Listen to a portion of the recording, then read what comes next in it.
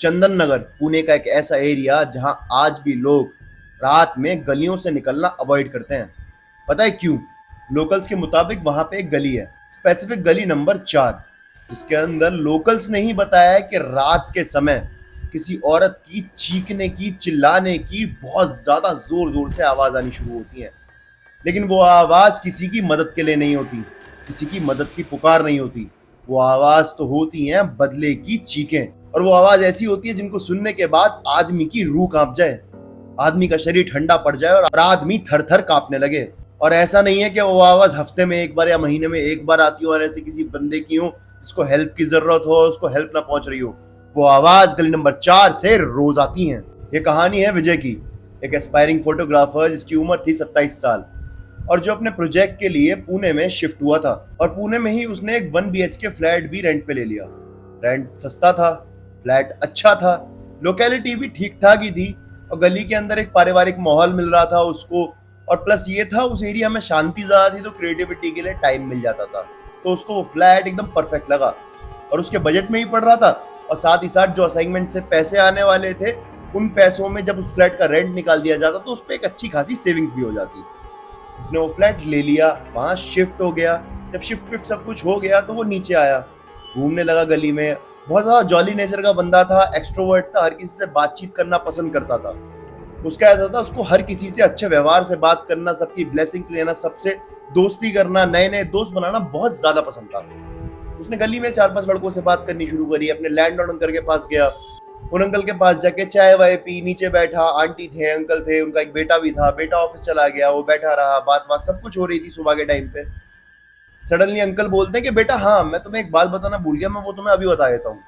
रात में गली नंबर 4 की तरफ बिल्कुल मत जाना। तो उसने बोला, सर मैं रात में ही अपनी फोटोग्राफी का काम करता हूँ, क्यों वहां कोई प्रॉब्लम है क्या?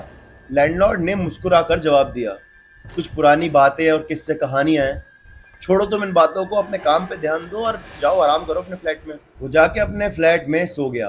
पूरे दिन सोने के बाद शाम को उठा, खाना वाना बनाया, खाया, कैमरा निकाला, लेंसेज साफ करे, कैमरे का मेमोरी कार्ड सब लगाया, जो बैटरी लगी हुई थी चार्जर में वो बैटरी निकाली, बैटरी लगाई, एकदम परफेक्ट तैयार हो गया।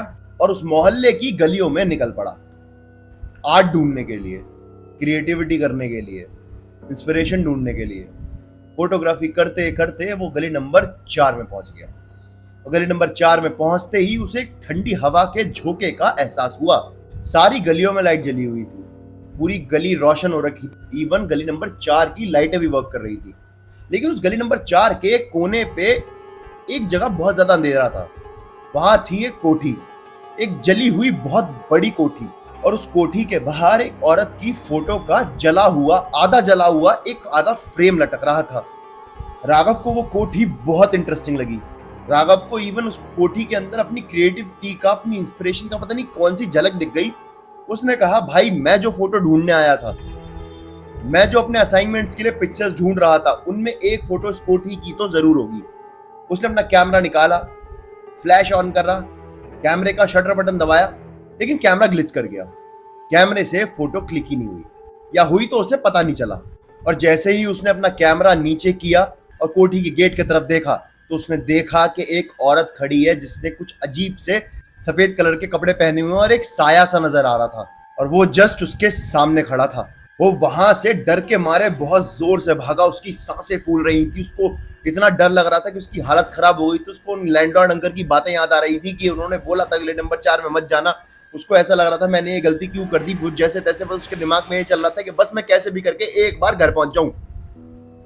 और जैसे ही वो घर पहुंचा उसने अपना कैमरा दोबारा खोला। उसने कहा, मैंने एक फोटो खींची थी, एक बार चेक करता हूं। वो फोटो खिंच गई थी। तो कैमरे में ग्लिच तो बेशक आया था, लेकिन फोटो क्लिक हो चुकी थी। लेकिन उस फोटो के अंदर एक औरत का चेहरा साफ नजर आ रहा था, जिसका चेहरा तो जला हुआ सा महसूस हो रहा था, लेकिन उसकी आंखें ऐसा लग रहा था जैसे उसकी आंखों से खून निकल रहा हो।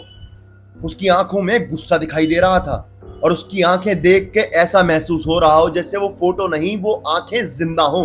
उसने कहा, मुझे पता करना है क्या है। नीचे उतरा, नया नया फ्लैट था, चाय वाय बनाने का सामान नहीं था। गया एक लोकल चाय वाले के पास, एक चाय ऑर्डर की। भैया एक बात बताओ, ये गली नंबर 4 में क्या है? तो चाय वाला बोला, 90s में वहां पे एक सुनीता नाम की आंटी रहा करती थी। बहुत अच्छे नेचर की थी, बहुत सब कुछ बहुत अच्छा था और उनकी एज भी बहुत ज्यादा अच्छी हो गई थी।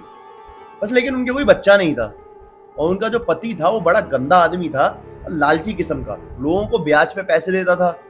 जब उसे कोई ब्याज वापस नहीं करता था, पैसे वापस नहीं करता था, तो वो उनका सोना, गहने, जेवर, गाड़ी, मकान, घर ऐसा सब कुछ रखवा लेता था और उनको बेच के अपनी रकम वसूल लेता था। चाहे वो टाइमिंग पूरा ना हुआ हो ब्याज के पैसे का और मूल के पैसे का। अगर किसी को पैसे कल देने हैं तो वो इतना ज्यादा गंदा आदमी था, 4 दिन पहले ही उसका सामान बेच देता था और जब कोई सवाल उठाता था वो उसे बहुत मारा करता था अपनी कोठी में बंद करके। उसे एक चीज का और भी गुस्सा था, सुनीता जी का कोई बच्चा नहीं था और उस आदमी को खासकर एक बेटा चाहिए था और वो लालची तो था ही, तो उसको एक दहेज का लालच भी बहुत ज्यादा था। शादी के करीब 15 से 20 साल बाद भी वो दहेज के लिए सुनीता और सुनीता के घर वालों को परेशान करता रहता था। एक दिन शराब पीने के बाद उसकी सुनीता से इतनी ज्यादा लड़ाई हो गई कि सुनीता को गुस्से में आके अपनी कोठी में बंद करके बहुत मारा और फिर उसी कोठी में पेट्रोल छिड़क के जिंदा जला के रख दिया। और लोग कहते हैं कि सुनीता को इंसाफ चाहिए, उसे इंसाफ नहीं मिला, इसलिए वो आत्मा रोज रात को गलियों में घूमती है और उस कोठी के आसपास रहती है और उस कोठी में ही रहती है। राहुल ने सोचा ठीक है यार, इग्नोर करते हैं इस बात को, गली नंबर 4 को अवॉइड करेंगे, नहीं जाएंगे, बहुत बड़ा शहर है, बहुत अच्छी अच्छी चीजें हैं, कुछ और ढूंढ लेंगे, लेकिन जान से ज्यादा भाई कुछ नहीं होता। पहुंचा अपने वापिस 1 BHK फ्लैट में, लेटा हुआ था। अब उसका मन तो ये था कि रात में फोटो शूट करने जाऊं, लेकिन दिमाग में बहुत सारी चीजें चल रही थी। दिन में पूरे दिन सो नहीं पाया। जैसे तैसे उसे रात में नींद आई। रात के करीब 9:30-10 बजे उसकी आंख लगी और उसका कमरा ऐसे हो गया जैसे कि भूकंप आ रहा हो, पूरा हिलना शुरू हो गया। उसके कमरे के अंदर जो थोड़े बहुत बर्तन थे वो हिलने लगे, जो उसका कैमरा रखा हुआ था वो अपने आप फोटोज क्लिक करने लगा और उसके कमरे उसका बेड जो था वो कांपने लगा थर-थर एकदम। और थोड़ी देर बाद उसके बेड पे उसको एक फोटो मिली, सुनीता की एक आधी जली हुई फोटो। राहुल बहुत ज्यादा परेशान हो गया था कि उसके साथ क्या हो रहा है। एक दिन राहुल ने डिसाइड ही कर लिया कि मैं इस मिस्ट्री को अनसॉल्व करके रहूंगा। वो लोकल म्युनिसिपल कॉर्पोरेशन के ऑफिस में गया, वहां पे उसको एक फाइल मिली, 1994 सुनीता मोरे डेथ केस, और उस फाइल में था अनरिजॉल्व्ड सस्पिशियस फायर। फिर एक दिन राहुल ने एक प्रीस्ट को बुलाया। राहुल ने कहा उस प्रीस्ट से कि मुझे पता करना है कि इसकी आत्मा का क्या चक्कर है, ये क्या चाहती है। उस प्रीस्ट ने बताया कि वो रूह या तो बंधी हुई है, उसको या तो मुक्ति दे दो या फिर उस रूह को बदला चाहिए। उस रात उसने डिसाइड किया कि वो उसी कोठी के आसपास रहेगा, कोठी के गेट के बाहर रहेगा। उसने अपना पूरा कैमरा सेटअप किया। उस गली में डर के मारे कोई आता नहीं था, तो गली पूरी सुनसान पड़ी थी। उस कोने में कोठी के पास वाली स्ट्रीट लाइट भी जल नहीं रही थी। राहुल ने अपनी एक शूट की लाइट को वहां लगा दिया था और कुछ पावर बैंक साथ रखे हुए थे ताकि वो रात वहां पे काट सके। एग्जैक्ट रात के 3 बजे सुनीता की आत्मा राहुल के सामने वहां आती है और राहुल उससे पूछता है, मैं तुम्हारी मदद करना चाहता हूं, कौन हो तुम, तुम्हें किसने जलाया? तो उस आत्मा ने उसी कोठी के ऊपर एक नाम लिखा, राजीव।